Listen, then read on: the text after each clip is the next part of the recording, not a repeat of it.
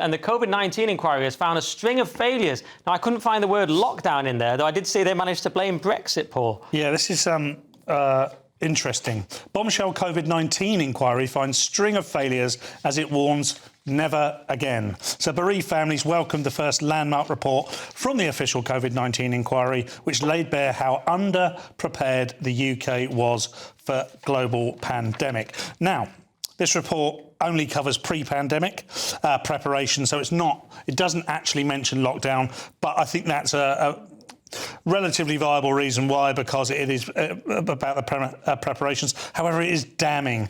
And if you enjoy COVID fear porn and hate Brexit, this is the report for you. It does come out with, and we must, I say this tongue-in-cheek because there are bereaved families, and I'm trying to remember this when I talk about this, but it says there must be radical reform. Yeah, and tweet Paul how you feel about that. Yeah, please do, yeah. Please do.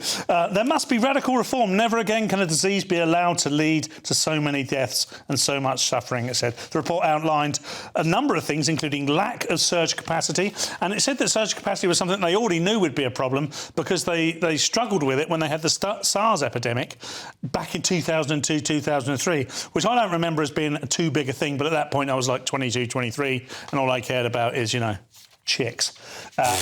Chips. Chips. Sorry, that's what I meant. Yeah, chips. It said, but it does go on to much more darker stuff. It blames the 40% cuts in public health spending. It blames Brexit because we were made more vulnerable by Brexit. It says many died after being forced to rely on makeshift PPE.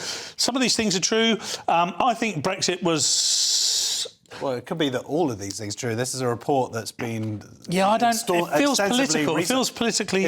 No, it's not politically aligned. There are factors. Brexit is a factor because resources were put elsewhere to prepare for Brexit or to prepare for a hard Brexit that would have been put into this. This is all part of it. Project Yellowhammer. I mean, it doesn't mean you have to... You can still agree that Brexit was good or whatever if you want, but you can still point out that there was a ramification that was unfortunate to coincide with a pandemic. So this is all about phase one and the preparations. It'd be interesting to see what they say about the lockdown. It'd be interesting to see how actually us having Brexit and help the vaccine rollout.